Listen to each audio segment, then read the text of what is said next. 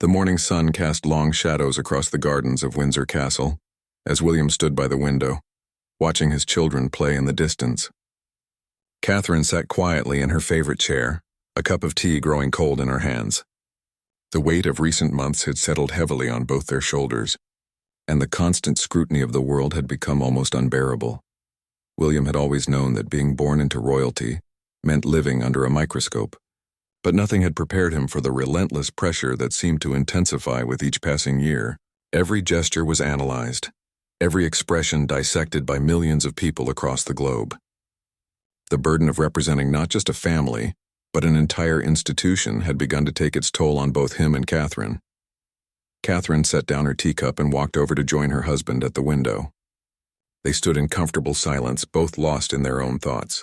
The palace staff moved about their duties below, unaware of the heavy conversation that was about to unfold between the couple who had become the face of modern royalty. "Do you ever wonder what it would be like?" Catherine asked softly, her voice barely above a whisper. William didn't need her to finish the sentence. He knew exactly what she meant. They had both been thinking about it more frequently lately. The possibility of stepping away from it all, of finding a life beyond the golden cage that had defined their existence. The idea seemed almost impossible to imagine. William had been groomed for this role since birth, and Catherine had gracefully adapted to royal life after their marriage. Yet here they were, two people who had given everything to their duty, quietly questioning whether they could continue on this path indefinitely. Their children's laughter drifted through the window, innocent and carefree in a way that their parents envied. William and Catherine exchanged a look that spoke volumes about their shared desire to protect that innocence, to give their children something they themselves had never truly experienced, the freedom to choose their own destiny. The conversation that followed would mark the beginning of the most difficult decision of their lives. As they sat together in the privacy of their home, away from cameras and crowds, they began to discuss something that had once seemed unthinkable: the possibility of quietly stepping back from their royal duties, of finding a way to live as a family first and public figures second. News of their internal struggle remained hidden from the world, but the signs were beginning to show. Royal watchers noticed the couple seemed more distant at public events, their smiles appearing forced rather than genuine. The sparkle that had once made them the golden couple of the royal family seemed to be dimming, replaced by a weariness that no amount of royal training could completely hide. As William and Catherine continued their conversation late into the evening, they knew that whatever decision they made would send shockwaves around the world. The institution they represented was built on tradition and continuity, and their departure would challenge everything the public believed about duty and sacrifice. Yet in that quiet moment, surrounded by the walls that had housed generations of royals before them, they allowed themselves to imagine a different future, one where they could walk down a street without security details, where their children could attend school without causing international headlines, where they could simply be a family without the weight of an entire nation's expectations resting on their shoulders. The decision was not made that night, but the seed was planted. As they finally retired to bed, both William and Catherine knew that their lives had reached a turning point. The question was no longer whether they wanted to step away, but whether they would have the courage to actually do it. The weeks that followed were filled with secret meetings and careful planning. William and Catherine knew that if they were serious about stepping back, they needed to approach the situation with the same careful consideration they brought to all their royal duties. This wasn't a decision that could be made impulsively or announced without proper preparation. Catherine found herself spending hours researching how other royals had managed similar transitions. She studied the examples of those who had stepped away from their titles, looking for guidance on how to maintain dignity while pursuing personal freedom. The process was both enlightening and terrifying, as she realized how few precedents existed for their particular situation. William, meanwhile, had begun having discreet conversations with trusted advisors and family members. Each conversation was carefully orchestrated to avoid detection by the media, but the responses he received were mixed. Some understood his desire for a more private life, while others expressed deep concern about the impact such a decision would have on the monarchy's future. The couple's children remained blissfully unaware of the monumental discussions taking place around them. William and Catherine were determined to shield them from the weight of these decisions until they were absolutely certain about their path forward. Watching their children play and laugh freely only strengthened their resolve to find a way to preserve that innocence. Public appearances became increasingly difficult as the internal struggle intensified. Every smile felt forced, every wave mechanical. Royal photographers began to notice subtle changes in their demeanor, though none could have guessed the true reason behind the couple's apparent fatigue. The pressure of maintaining their public personas while privately wrestling with such a life-changing decision was exhausting. Catherine's closest friends began to express concern about her well-being. They noticed she seemed distant during their private conversations, often lost in thought when she should have been engaged in discussion. The woman who had once embraced royal life with such grace and enthusiasm now seemed burdened by responsibilities that had once brought her joy. William's relationship with his father became strained as subtle hints about their considerations began to surface in family conversations. The future of the monarchy was not something that could be discussed lightly, and every family gathering carried an undercurrent of tension that hadn't existed before. The weight of centuries of tradition pressed down on every conversation. The couple began to notice how their every move was documented and analyzed by media outlets around the world.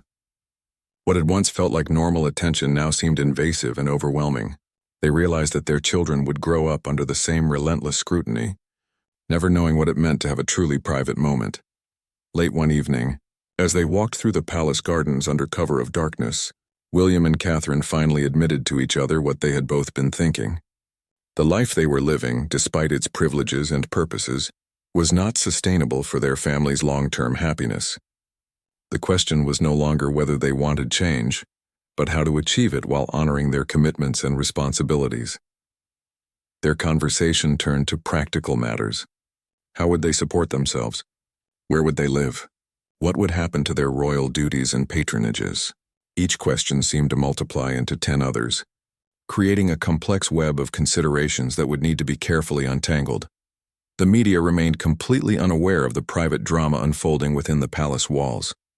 Royal correspondents continued their usual coverage of public engagements and ceremonial duties, never suspecting that the couple they wrote about daily was quietly planning to step away from the very life that made them newsworthy. As autumn approached, William and Catherine knew they were approaching a point of no return. The conversations with family members would soon need to become more direct, and the planning would need to shift from theoretical to practical. They had spent months considering the possibility. Now it was time to begin the delicate process of making it a reality. The first family meeting was scheduled for a quiet Sunday afternoon at Balmoral, away from the usual palace formalities and prying eyes. William had requested a private audience with his father, knowing that this conversation would be one of the most difficult of his life. Catherine waited nervously in their quarters, understanding that the outcome of this discussion would determine whether their dreams of a different life could become reality. The conversation lasted for hours, with voices occasionally rising and falling behind closed doors. Palace staff, accustomed to maintaining discreet distances during family discussions, couldn't help but notice the unusual length and apparent intensity of the meeting. When William finally emerged, his face was pale and drawn, revealing nothing about the outcome to those who might be watching. King Charles had listened with a mixture of understanding and profound disappointment. As a father, he could see the toll that royal life had taken on his son and daughter-in-law. As a monarch, he struggled to comprehend how the institution he had waited his entire life to lead could lose 2 of its most valuable members. The conversation ended without resolution, but with an agreement to continue discussions in the coming weeks. Catherine spent the following days in a state of anxious uncertainty.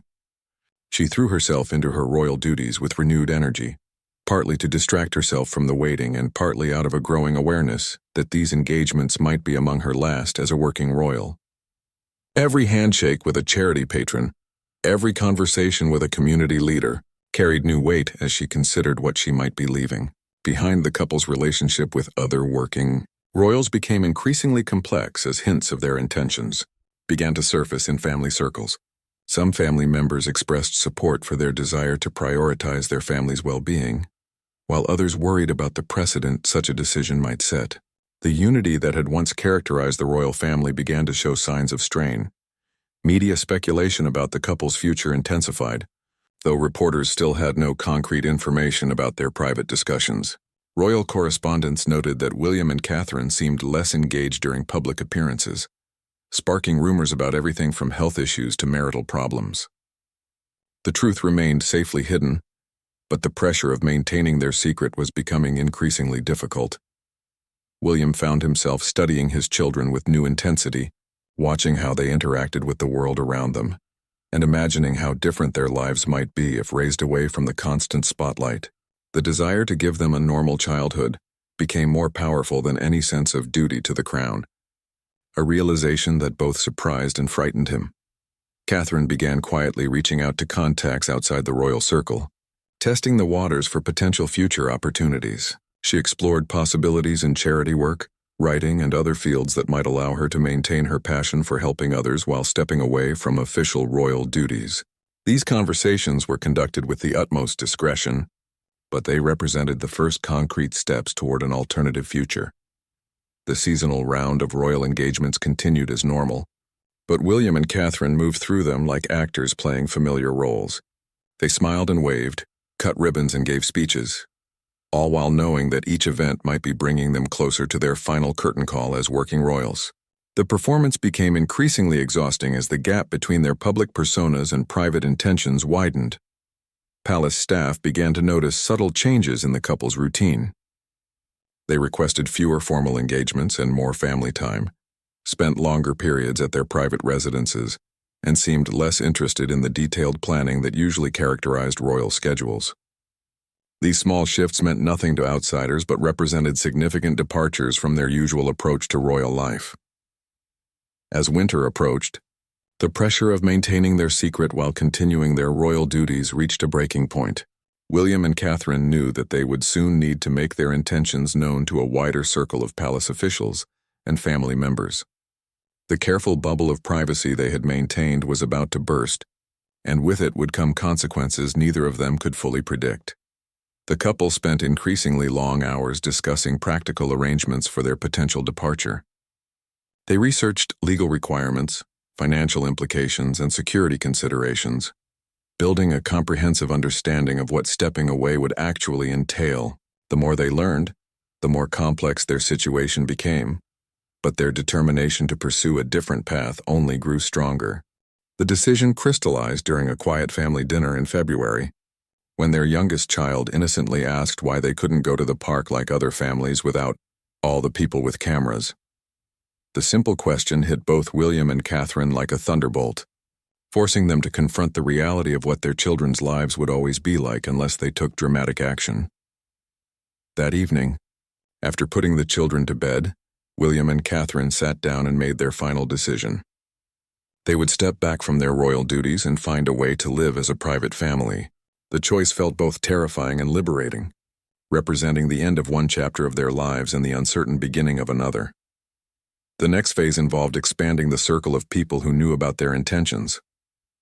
William's private secretary was the first to be informed, followed by Catherine's closest aide.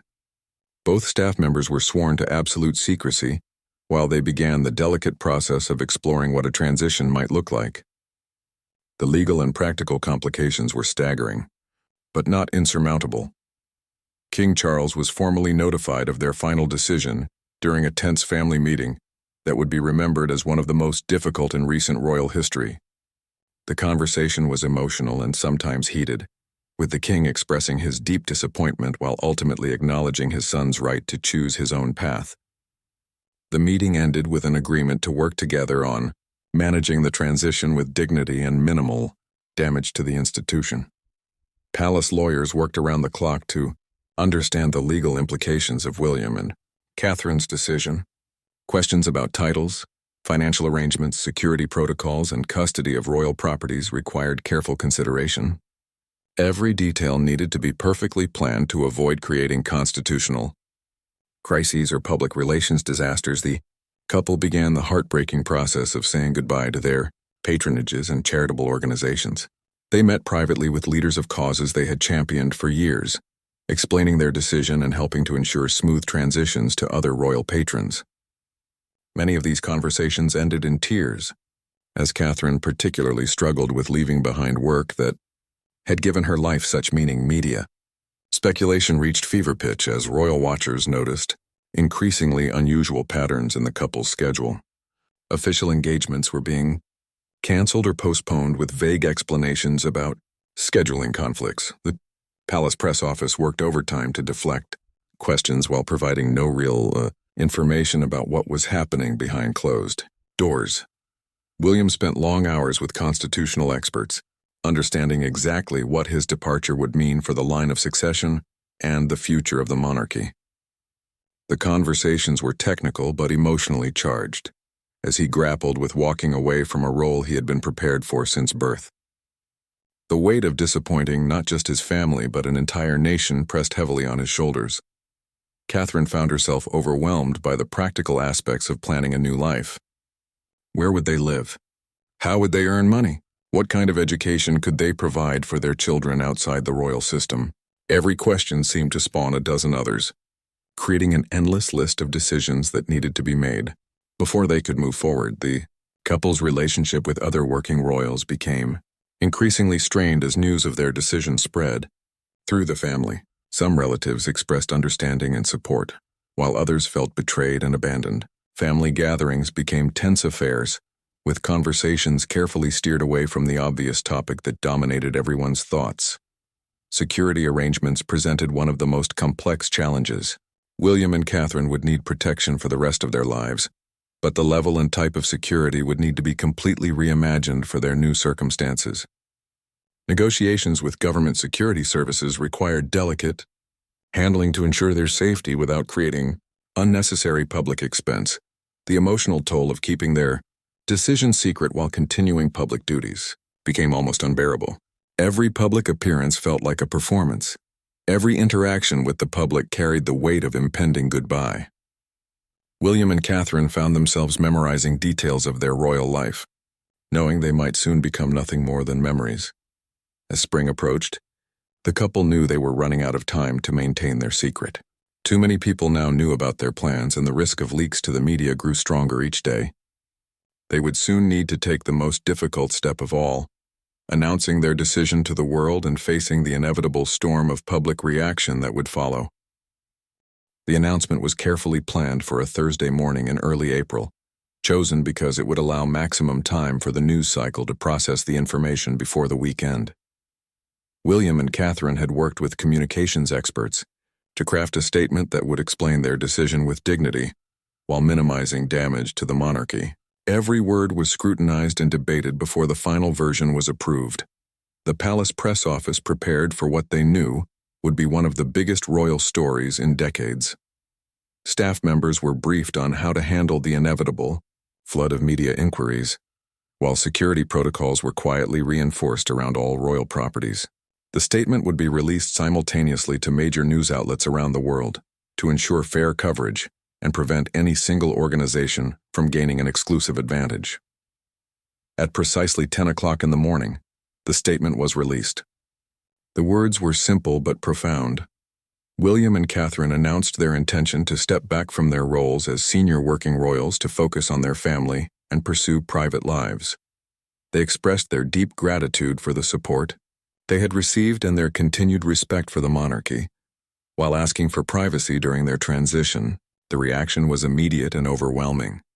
Within minutes, the story dominated news websites around the world. Social media exploded with reactions ranging from support and understanding to shock and disappointment. The hashtag associated with their announcement trended globally within an hour, as millions of people shared their thoughts about the unprecedented decision. Television networks interrupted regular programming to report the breaking news. Royal correspondents who had covered William and Catherine for years struggled to find adequate words to describe the magnitude of their announcement. Expert commentators were rushed into studios to provide analysis and context for a story that no one had seen coming. The public reaction was deeply divided. Many people expressed understanding and support for the couple's desire to prioritize their family's well-being over royal duty. Others felt betrayed and abandoned, arguing that William and Catherine had a responsibility to the crown that superseded their personal desires. Social media became a battleground of conflicting opinions about duty, sacrifice, and personal freedom. International media coverage was extensive and varied dramatically by country. American outlets focused on the couple's desire for independence and personal choice. European newspapers emphasized the potential impact on the monarchy's future. Commonwealth nations struggled to understand what the decision might mean for their own relationships with the royal family.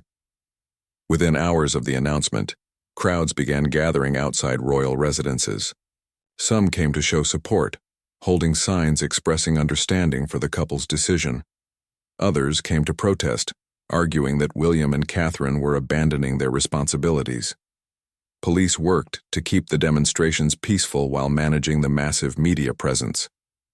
The stock market reacted negatively to the news, with shares in companies holding royal warrants and tourism-related businesses dropping significantly. Economic analysts warned about potential long-term impacts on the UK's soft power and international standing.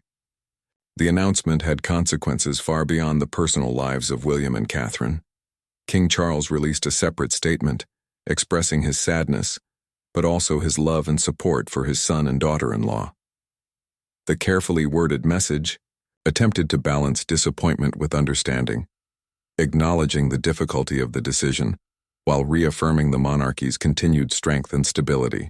His words were analyzed and dissected by constitutional experts and media commentators alike. Other members of the royal family maintained public silence, but palace sources suggested that private conversations were intense and emotional. The decision had created ripple effects throughout the entire royal structure, forcing everyone to reconsider their own roles and responsibilities. The unity that had characterized the family for years was now openly questioned. Religious leaders offered varied responses to the announcement. Some praised William and Catherine for prioritizing their family relationships over institutional obligations. Others expressed concern about the precedent their decision might set for others in positions of inherited responsibility. The debate touched on fundamental questions about duty, service, and personal fulfillment.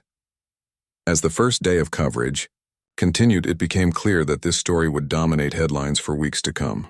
The announcement had opened discussions about the future of monarchy in the modern world, the balance between public service and private life, and the rights of individuals born into positions they never chose.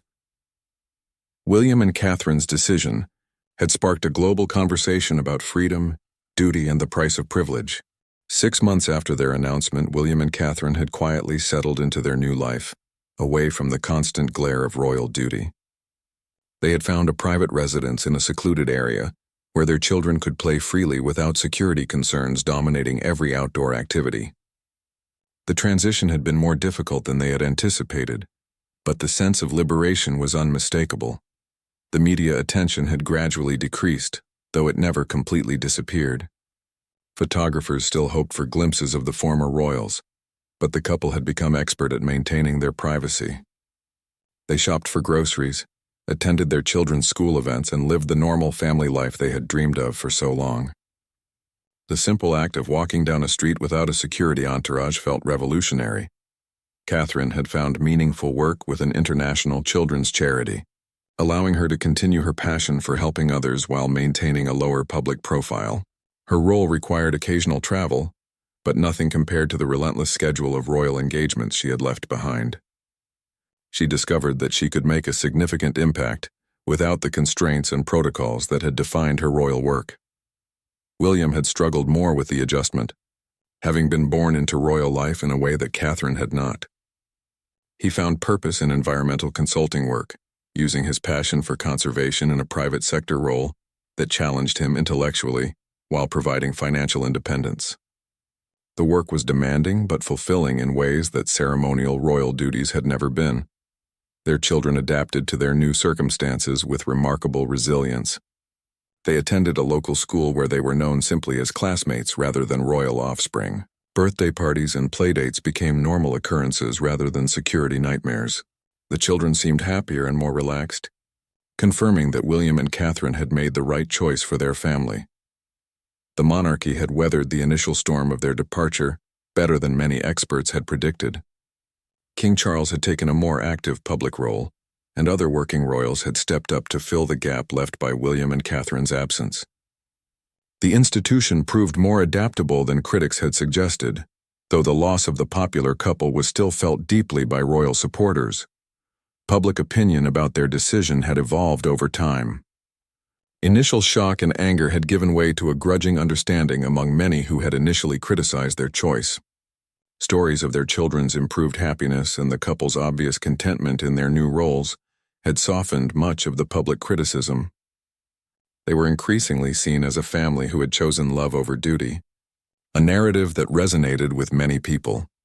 International interest in the couple remained high, but it had shifted from constant scrutiny to occasional curiosity. Foreign media outlets checked in on their progress periodically, usually finding them engaged in normal family activities or charitable work.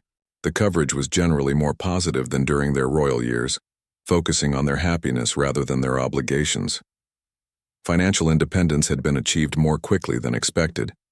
William's environmental work and Catherine's charitable consulting provided adequate income, while their reduced security needs and simpler lifestyle meant their expenses were much lower than during their royal years.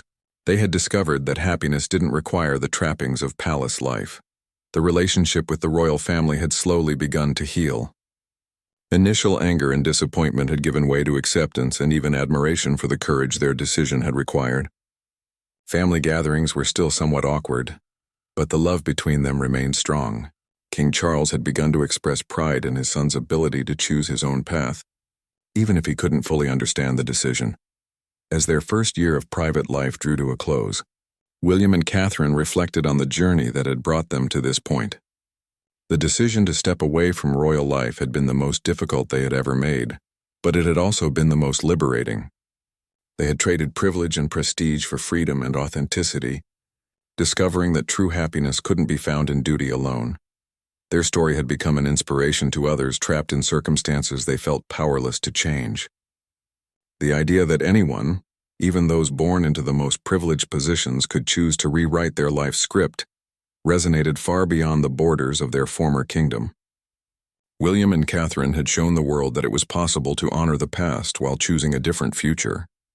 The quiet farewell they had sought had been achieved, not through dramatic gesture, but through the gradual rebuilding of their lives on their own terms. As they watched their children play in their garden without photographers lurking behind trees, they knew they had made the right choice.